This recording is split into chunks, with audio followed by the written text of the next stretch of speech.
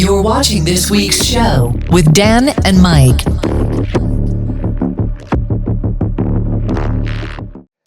So this is this week's show podcast from the vault again. And we didn't have to go too deep into the vault because it was it's our most popular video ever. And this was the first one that our manager suggested to us about from the vault. We've actually saved it to this point for a very good reason. Because it's a 10-year anniversary this month of doing that interview. And when we play it, you'll see that at that point, Mike had a very sort of King Leonidas from 300 beard. It was powerful. It was strong. It was solid, and the colour was good. And if you look very closely, even though I've got a hat on, you can tell I've got a mohawk. Still got hair. Mine is. I am having my last hurrah because I am nearly 40, and I'm pulling my hat down so it doesn't shine off the ring lights. Fortunately, I do know from having lost all of my hair to alopecia about, funnily enough, 15 years ago. I got an all right shaped head for when this needs to go, and I'm just not going to turn around much on camera because blogging this year taught me how much of a bald spot I have. So, and I definitely did dye it blonde to cover up the bald spot. Anyways. Dyeing it blonde's not going to cover up the bald spot. It's more skin coloured than my dark hair. I saw it less when I was doing post-production after I dyed it. Okay. Tiny bit. Fortunately, I'm also quite tall, which means most people can't see it. And I'm going to do what my dad did when I was a kid and try and convince people it's actually my solar panel to keep me powered up. Exactly. Yeah. But no, I've basically got the John Cena location of one. It's coming in fully on the crown. It's not here at the moment, but it will be at some point in the next few years. Whereas Jaz Coleman, who is our interviewee, has a full head of hair. Oh my god, and still deep does. Into his must be pushing towards 70s, I reckon. He's got to be late 60s. Because he was already like sort of on the older side when we interviewed him 10 years ago. Yeah, that's what I mean. Yeah. It's just like Killing Joke had been around 35 years then, so they've been around 38 actually. Then, yeah. So now it's got to be 48, 50. 48 years of a band. That is crazy. Like, I genuinely, that's older than me, and apparently, I remember this from rewatching the interview earlier, longer than most of their marriages. And older than his girlfriend, I think, at the time as well. That's what I was going to say, yeah. But I think in this intro to the interview is about half an hour, so strap in, and it goes deep.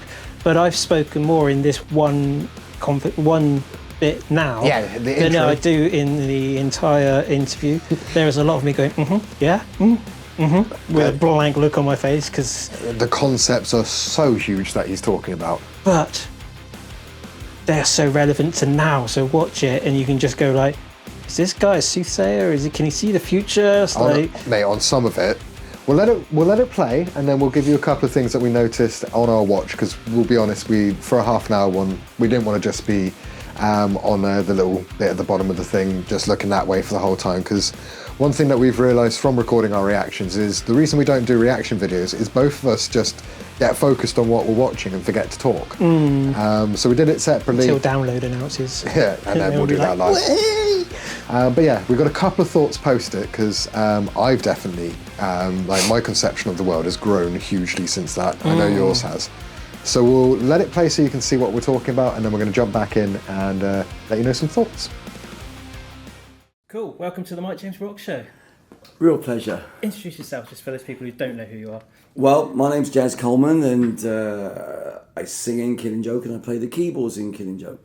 I never wanted to be a singer, I have to say that. Oh, really? When I started with the band, I was just a keyboard player. Yeah. And that's all I ever wanted to do is play the keyboards. But then, going back to the punk years, I remember youth saying, well, we don't want to pay for an extra member of the band to come in because it means we only get 20% each. So you all have to do vocals. That's what he said. Of course, and a career was born, you know. So what a career as well. It's like 15th album's just come out. That's good. Did you ever think you'd get to 15 albums? Or our 38th year as a band. Blimey. It's a long time, isn't it, when you think of it like this? You know, I mean, my partner's not even 38. I'll bump you on that one. That's cool. And the band has outlasted most of our marriages. So, it's Killing Joke is my university. Okay.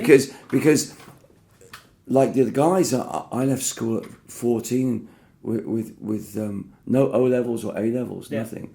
And so as soon as I got in the band, when we started the band, we would always pass books around, and the principle of self-educating was there right from the beginning. I didn't even give it a second thought, because I'm from a family of academia, although I'm not really an academic myself. Okay. I'm from this kind of background, and I was basically very lucky to meet up with 3 other guys that I've got so much in common with, that were my friends, that shared the same kind of views, really, the same revolutionary views on music, like no guitar solos, for example, as punk, and we were asking ourselves questions in 1978, like, what is an English rhythm?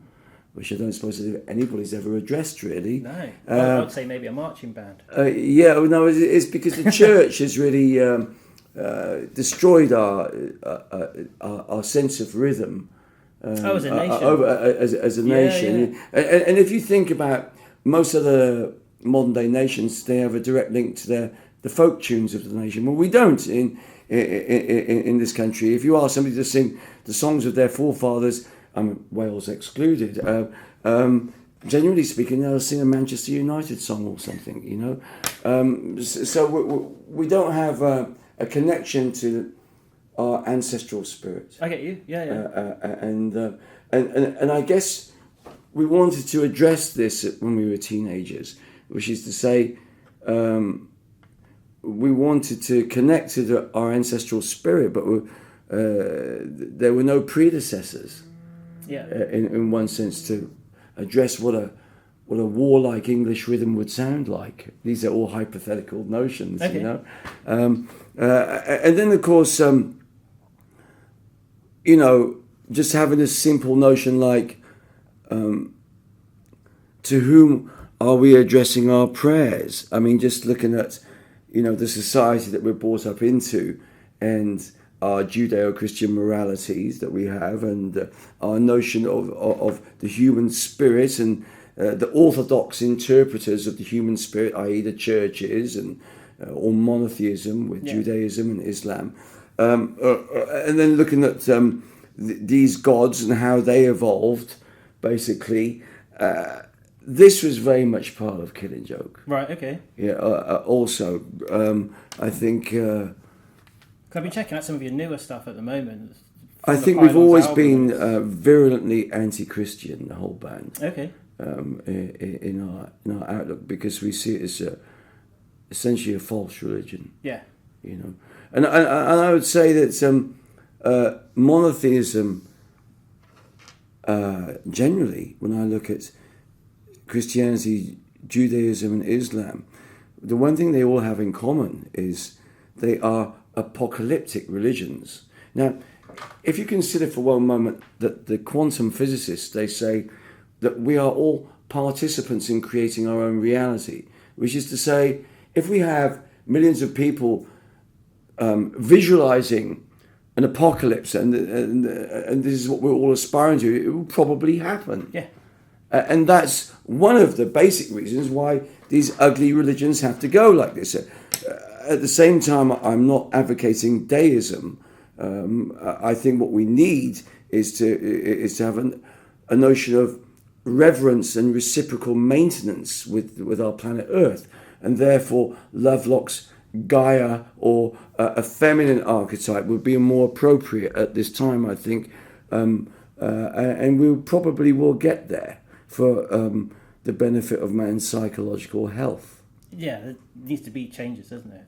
Well, surely it does. Just going forwards, it's like where the planet. Where do you see those changes going? Though? Well, are we going to become a religionless society, or do we need we're moving into in? a post-capitalistic phase, because we need a new planet and a half to rape. There's nothing less to... all the resources on the planet have all been quantified, and of course, unless we do something sharp, we're heading towards a resource war. Already, that's probably what started now. When you look at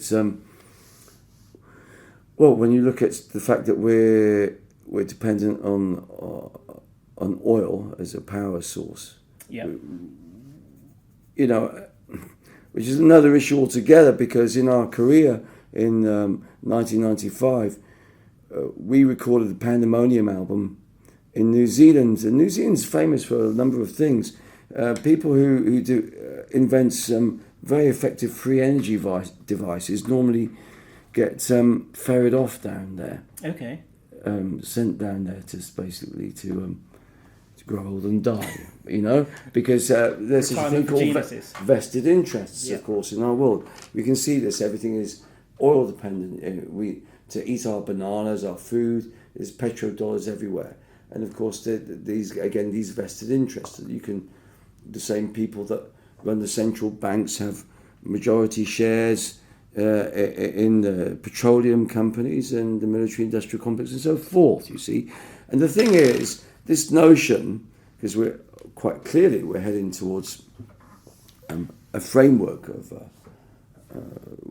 some people call it a unipolar world or a unicentric world. And here's the thing, there's lots of different arguments on how that will be. You know, there's a Western notion that it'll be run by Western central bankers, this unicentric one world order.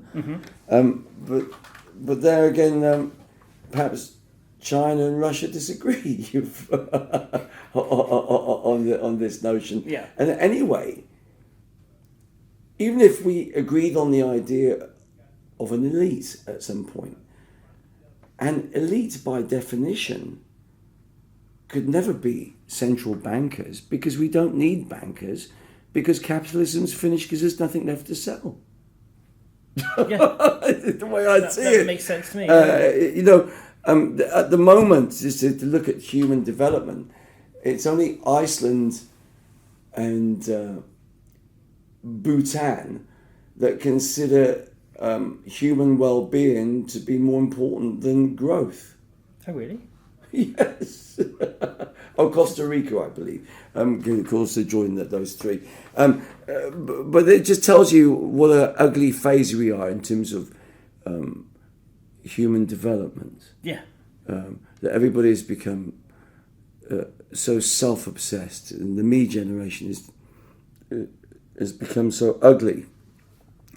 The way we look at migrants, for example, in Europe, is a good example, you know, as a threat to us. Of course, we tend to omit the contentious fact that we've bombed Syria, we started war in Iraq and Afghanistan, and we fomented revolution in so many Arab nations, Jasmine revolutions, and we fomented colour-coded revolutions on Russia's border.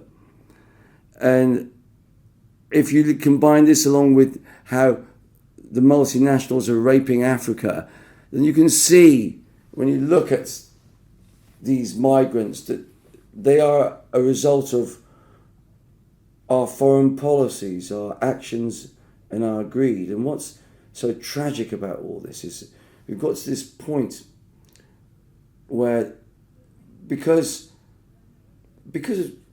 I don't know why, but it seems to me as soon as somebody makes their first couple of billion, I'm thinking of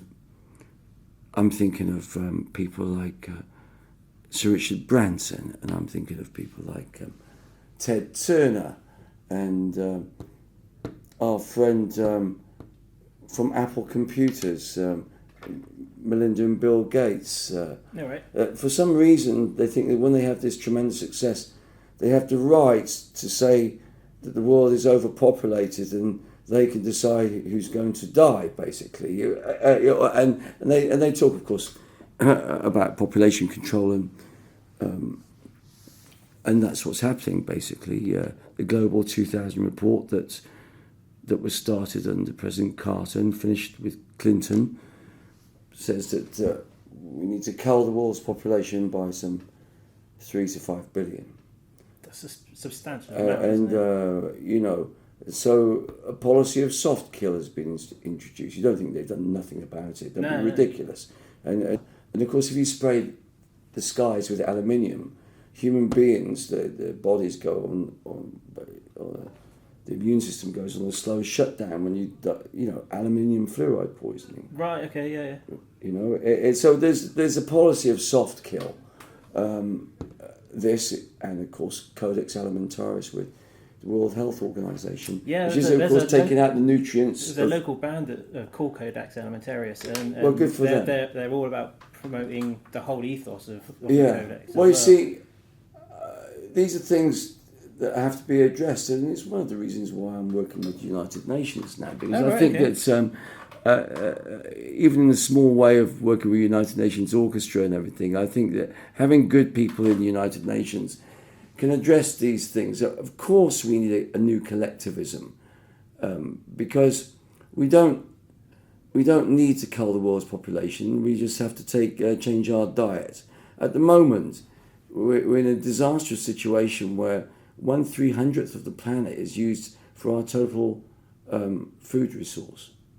Oh wow! 1/300th, and the bioorganisms that make up all life are being systematically depleted, and it's not being helped by companies such like Monsanto, of course, are really behind this. Right. Okay. I would systematically strip these companies. I would stop them and probably imprison their CEOs if I had my way. I don't know what to say about what's happening in the world now. I think it's gone so far where to begin and where to end with this. And of course it's all a little bit overwhelming, which is why you see this zombified look on people's faces when you walk down the high street. And a good night out is watching people sit in a room silent, looking at their bloody iPhones. You know, we all do this it. is what. No, we don't all. Well, do no. it. I do not Collectively, do it. And I like talking to people. I force my management company and other people to pick up the phone and ring me and talk to me. I do not take emails. Oh right. Yeah, and I don't use computers for anything. Wow. And otherwise, there won't be any progress. I force people to do this, because I believe in human interaction. Yeah. Ultimately, So you can see I'm firmly stuck in the last century. But that equates to the new album though. I've been checking it out, listened to it, and like your new music video and whatnot. It's still very apocalyptic in the whole feel of it. Is this something that, obviously you've just talked about everything from the last 10 years and whatnot? So is that what you've used as your basis for the new album?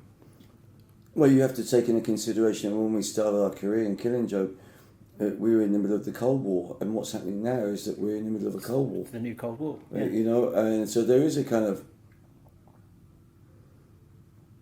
sense of return to this horrible tension in the air. Yes. That is, and people are again living in the frail present tense and frightened to even peep at the future. They're worried about holding their jobs down. They're worried about paying their mortgages, their debts, and putting food on the table for their loved ones. This terrible struggle that's there, and of course, historically, we should be starting an all-out world war now to cull the population, but with modern technology, it's just not possible, is it? No one benefits. Sorry? We've got a Cold World War. Well, that's right, and that's where full spectrum dominance, which is kind of pardon as a metaphor for, of using the weather as a force multiplier, the chemical and electrical control of humans, and mass media being run by 4 entities, if you like. Yeah. Half the world being owned by 85 people. It's incredible. How is it possible that we can let this happen? That this country can spend $3 billion on upgrading weapons of mass destruction? I find incredible, unbelievable. That we've went into Iraq looking for weapons of mass destruction, and we're spending $3 billion on upgrading weapons of mass destruction that we can't even launch without American permission. So in effect, we get a $3 billion bill for weapons that we can't use, that would be immoral to use on other members of the human race anyway. Yeah. You see, there is screaming insanity. There is the screaming insanity. And the sole reason why I need Killing Joke, why I need it. Yeah. So I can process this sick world that we're in. And it needn't be like this. That this is a dark phase that in my heart of hearts I believe we will pass through. You know. You do see there is a light at the end of the tunnel. Then we can come through this as a human. I believe that we will have to all pull together for the survival of the human race in the end, and that you and I and the ordinary people that are on the surface of this globe, we're all in the same boat. You know, 1 in 5 of us suffers from depression. Yeah. You know, most of our friends are skin. Most of the time I'm skin even. You know, people don't want to know the truth. No. They don't want to know that, you know, I've got £800 in my bank account and that we struggle too. They want me to provide a more desirable reality that they can escape into. But I'm not going to do it. Because it's not like that. No. You've got to tell the truth, haven't you? You know? Yeah, you just got to get the message out. And I think that's it, really. I mean, we've had a very, very dark year in Killing Joke. It's certainly Geordie and myself. Death, suicide, and poverty. And these factors give us empathy with people, I think. Yeah. You know. Yeah. And when I see the people of this country, and especially young people, before they even started their lives, that they're being told, if you don't get top grades of university, don't do this, there's no chance for you. I wouldn't even get out of bed. You know? So I want to be part of a counterculture with a solution, of another way of living. Yeah. You know? And I take a lot of my inspiration from Epicurus. Epicurus, he said, of course we know that good fine cuisine and dining is normally associated with being Epicurean, but Epicurus basically, he was the first real communist and squatter, if you like, because he said that we only have to really do a couple of hours tending the garden in the afternoon, each one of us, and the rest of our time we should be spent contemplating on the arts and the finer things in life. And I'm inclined to agree. Yeah. I don't believe in the Protestant work ethic. I think it's the biggest load of shit I've ever heard. I'm completely against it. Mankind should spend his time doing the things that gives him deep pleasure. Yes. I completely agree with you on that. You know, everyone would think the same. You know, I can't advocate breaking the law, and I'm against, you know, sort of chemical drugs and this kind of thing. But I don't blame young people for selling weed. I did it too. We all did. And long live squats, because there would be no Killing Joke without squats, because we couldn't afford a place to live, put our heads down while it's the same now. There's so many derelict buildings. No, there's that's so right. many homeless. You've got and how many people in Spain? Like 11 million empty houses. Yeah. I mean, what kind of society are we? You know, it's crazy. Yes. So there's so much negativity around, but the dream is simple. It's a village that is self-sustainable, and then every village and every city becoming self-sustainable. You want to eat potatoes in Manchester? We have to grow them in Manchester. We don't want to use petrodollars anymore. We have to use the best minds to how we can clean our rivers and purify our soil and our air.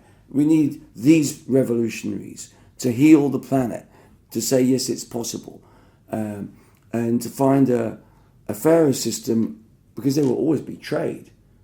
Yeah. But capitalism, the way it is now, it's finished. Yeah, It must go. doesn't work. It must go. We need to systematically disengage the central banks. We need to systematically find out the majority shareholders of the top 500 companies, and we need to disengage them. I believe in absolute mass nationalisation of everything. I believe that everybody's back garden, every park is a source of food. I would increase food supply. If I had my way, I'd decommission CERN and every nuclear power station on the planet. Okay. And what, use solar powered wind We have even energy? better forms of power than this. You're joking. If you have a look, there's so many different forms of alternative power that have been made at the patents. What has happened to these people? What's happened to these ideas? Again, brushed out we have away the to problem make with profit for vested oil. interests, you see. The vested interests. And that's why at some point there has to be a big change. Again, we must disengage these. When you look at the Federal Reserve Act of 1913, of course you're aware of it, and you have these people that are the beneficiaries of the people who signed the act, the descendants of the Schiffs and the Morgans and the Rockefellers and the Rothschilds that are printing the money and benefiting from the money. These families, although there's some wonderful individuals in these families, and even one member of my band works for perhaps one of these great big families, flies in his private jet even. Nice. These entities must be disengaged Awesome. in the most effective way.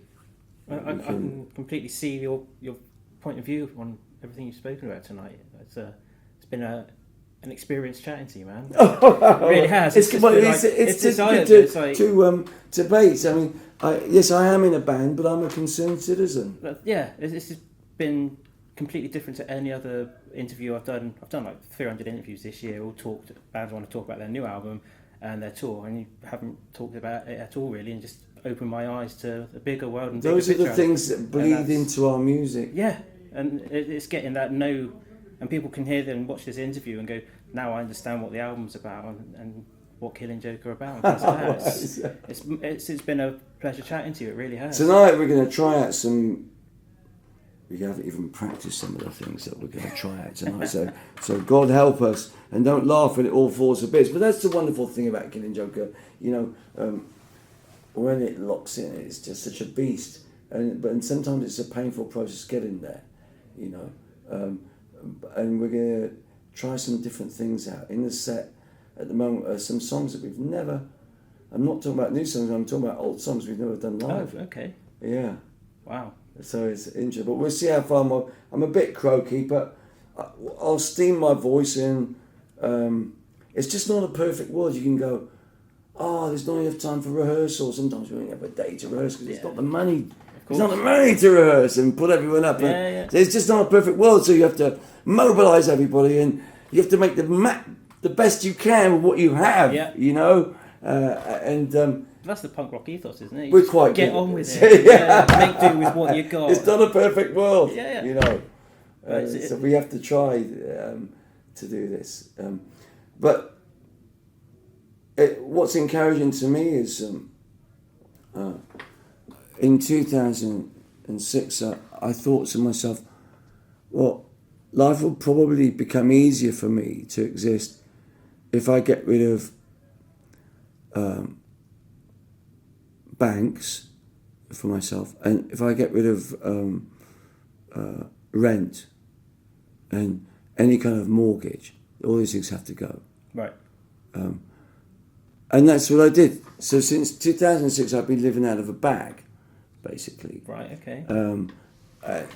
And taking the rough with the smooth. And as things stand, these are my only trousers that I have. So I don't have many possessions as a person. But what I do have is mobility. Yes. And to be able to just go somewhere and just leave. And up sticks and wander, because I'm a restless person and I can't stay in one place. I've got a paradise in the Pacific. I've got my farm and my own beach and my own jungle even. But I can't be there. I have to be here. Yeah. Here where everything's shit and people's lives are shit. That means nothing to me. This means everything. To share this with these guys that I've known since I was a teenager. That in itself is such a great gift. Yeah, it's quite special, especially like you're saying, like 38 years you've been Yeah, and although I've been influenced by Beethoven and Tchaikovsky and great philosophers, no one's had a greater effect or influence on me than my three colleagues as people. That's cool. Nobody. And I find myself in one of the world's most influential bands with my best friends. Now, I'm not rich not as a a lot of people person, that can do that. but that's something. Yeah. That's something. It's a brotherhood, isn't it? It is a brotherhood. And I guess if there's any aspiration, it's that we know the best music lies ahead of us. And as human beings, one by one as we die, we shall bury each other until there's one man left standing. This is a band. You know, not bitter and nasty at each other in our later years over some money or issue or financial issue or like this. Overcoming these things, these personal differences, are the most important things in my life. Overcoming the 20 years silence between Big Paul and myself, overcoming this and becoming the best of friends again, and transcending this. These are the best things. These are the things that give us meaning, that give life meaning for me. Awesome, man. That's cool. Like I said, it's been a pleasure catching up with you, man. Thank you very much. That was awesome. So kind of you. Yeah, that was cool.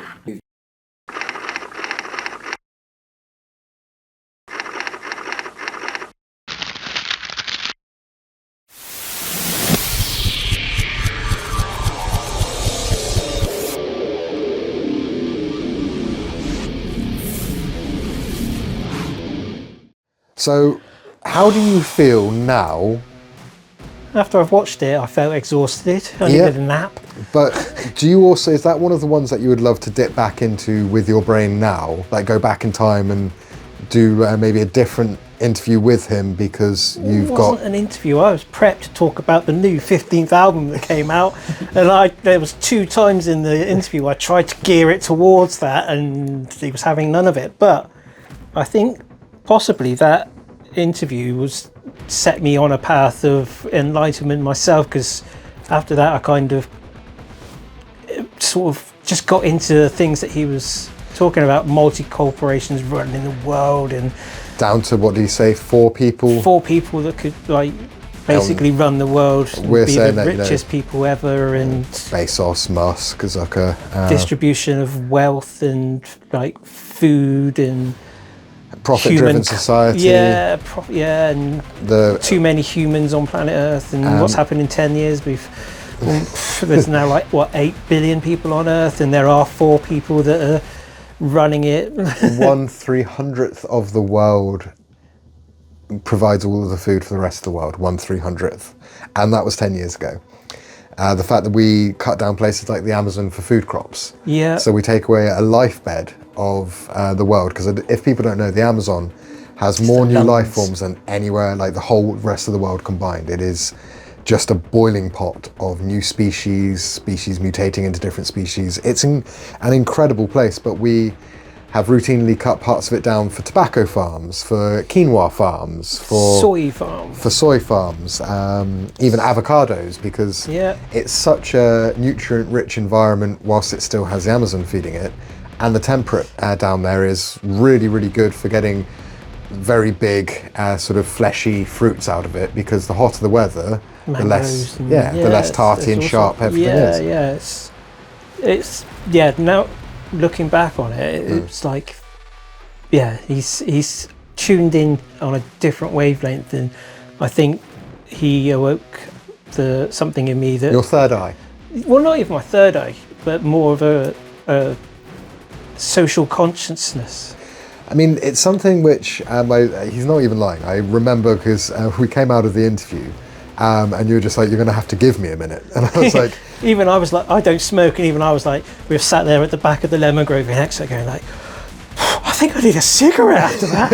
And then there was another team of that were going to go in and interview him afterwards as well. And, you know, normally we have an interview, it's 10, 15 minutes, a couple of photos in and out. And we knew the other guys because they're local to us as well. And we walked out and we were both like pale faced and we just went like, sorry, we overran. Good luck. Yeah, no, it was not us that overran. Jesus Christ. Like I said, I tried to talk about the album, which is what we were there for. It was like... One of the things that didn't happen on camera, though, which is the reason I think that we got to the 61,000 views with it, which has changed since the interview, is I remember walking in there, and this is such an early interview of ours. We hadn't even bought the show's camcorder at that point, because the reason that Jaz let us do a filmed one rather than audio only is he's like, oh, I don't do films. And then he's like, wait a minute. He's like, how are you filming this? And I was there with the cheapest possible tripod, because it was in our first 6 months of getting filming done at gigs. A little phone clip on top, and then my original like HD phone. And I was like, oh, it's just a little cheeky DIY setup. I was like, we're kind of starting a YouTube channel, we're a radio show, don't really know what we're doing, but we're trying to record our interviews. Some things never change. True. We're just trying to record our interviews and see what happens. And he went, I don't let people film me normally. He's like, but a couple of punks like you, and I was, at that point, the way that we did our show was very punk rock. And I had a mohawk. And you had a mohawk. He's like, a couple of punks like you. He's like, and the thing is for as wildly conceptual as he was, he also understood the value of modern sort of media, because he was like, you boys are going to get a lot of views off of this if I let you record me, because nobody has videos of me. And we're like, well, you don't have to. He's like, no. He's like, I'll do anything for punks. Well, and the fact that he was like, I don't own a computer, I don't own a laptop. Nope. If you want to get hold of me, call me. I don't do email. On a landline. On a landline. He doesn't have a cell or a mobile, just a landline. And he gave up all of his possessions and just basically lives out of a suitcase. It's just like, the guy is an enigma. I mean, I would love, if we can ever set it up, to do a return to it with the both of us chatting to him, possibly corralling him a little bit to go through some subjects. But well, they played at Bloodstock a few years ago, didn't they? And I don't like to say the word preach, but he was preaching from the stage. I mean, some of his ethoses, but it's all punk rock, all punk, you know. And when you've got a career of nearly 50 years, you're Jaz frickin' Coleman, and not only that, but he can back up a lot of the points that he makes with the relevant information that's led him to that point, rather than just being angry and shouting punky things from stage. He actually has done the academics part behind it, even if he's just relied on other academics to teach him, because I remember him saying his family is a big reason why he is the way he is. And he reads a lot of books. And he reads a lot of books. But if you haven't got a phone, then what you do? You read your books. Well, you know that when I gave up social media a few years back, I went through the entirety of the books that I follow on Kindle, because I wasn't doom scrolling anymore. Admittedly, I did go back on social media, so I haven't done that as much, but I always remember the lesson, which is why I make things like this, because that was made by me. I thought you meant you made the Patriots. No, I'm sure that was Robert Kraft. I am not going to claim that, because I know that would unilaterally isolate me from every Patriots fan. But no, I made that, and there's a massive floor rug, because that time I took away from social media, not doom scrolling, lasted with me, and I know these days I need to spend structured time away from it, and it's probably the beginnings were people like Jaz, these old hands at things that still had a presence in the industry, could still do the job that nobody told them that they could do unless they had, a full TikTok, full Instagram, all of this stuff. And Killing Joke is a very good example that you don't need to do this, stay attached to social media or stay attached to general media. If you don't want to, you can still be a part of the world, you can dip in and out of it at your own pace. And Mike knows that I bombed out hard after a couple of elections of caring too much about politics, where I keep abreast of what's going on, but I don't get into the arguments anymore or the preaching that I used to do. And it also taught me yet again to stay away from the news for another couple of years, which makes him laugh, because occasionally I can turn up to either the podcast or the radio show, having completely missed a world event, but knowing something like weird that happened in America, because that's what my social media algorithms told me has happened, not the massive worldwide event. So occasionally it can go both ways, but I find myself a lot happier doing a Jaz Coleman and having a step back from mainstream media. I don't get involved with mainstream media now. It's all BS. Yeah, I keep certain pages that tell me roughly what's going on with the world, and if it interests me, my best advice, whether it's politics, general news items, or just trying to get past an algorithm, is go do your own research. If something interests you that's happened in the news across the world, in your own country, the best way that you can get to Jaz's level of enlightenment is do exactly what we were saying. Read the books, do your own research, and most importantly, form your own opinion, don't just parrot other people's. God, I went political. That was like a couple of years ago. But also, hit the like, subscribe, and notification bell. Yes, because we need more followers and more likes. And more means more as well. Is we want to take this the same way that a lot of people that do interviews and podcasting, we do interviews for our radio show, we obviously do podcasting. We would like to take the From the Vault, like we say, back to someone like Jaz Coleman, touch base with them again, maybe get you, based on last week's From the Vault, to touch base with the vocalist from Breaking Benjamin. Now he's been a couple of years into the worldwide travel, see how that goes. But we've also had a lot of fun with people like Jarrett, where we did a dual interview, because by doing a podcast and a radio show, it turns out we're quite good at each other's cues as to who's going to talk next. So we don't tend to talk over each other a huge amount. But yeah, the reason we always say like, subscribe, it's the same as everybody else. We do want to have more numbers, but the more numbers means that we can then start getting some slightly more interesting stuff than what a standard promo interview, which is what we have almost guaranteed most of the time. We want to go deeper and get the longer cuts again, go and sit with Jaz Coleman for an afternoon and take the best bits, that type of thing. Yeah. And we get that off of numbers. And we want to do it on this podcast because this is the one that gives us the time to be able to do those long in-depth interviews. But doesn't have to be who we're talking about. Let us know in the comments who you think either would benefit from talking to us, that's unlikely, or who we would benefit from talking to, which is far more likely. And why. Let us know who and why you want us to interview. It can be musicians. At the moment, wrestlers would be another main one. But if there's somebody completely out of left field that you go, well, you would love to interview them because they do this, comment. Just tell us in the comments who. Joe Hendry. Genuinely, I think that would be one of the most fun ones to do, because his media management, oh my God. Like, that is a self-made man in wrestling, as much as one can be.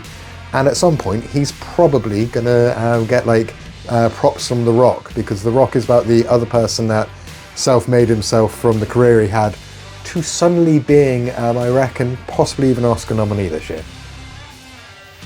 We will see. We'll see. I think that's a good note to leave it on. Otherwise, I will start talking about new subjects, and that will be a much longer podcast. Make sure you join us next week. We'll have another From the Vault and Crown Jewel. Rather than Night of Champions, I always get those two confused. So WWE is going to Australia, and we're just going to watch it on TV, but then, as always, have some very weird opinions about it, because we don't do standard wrestling opinions. Make sure you join us next week.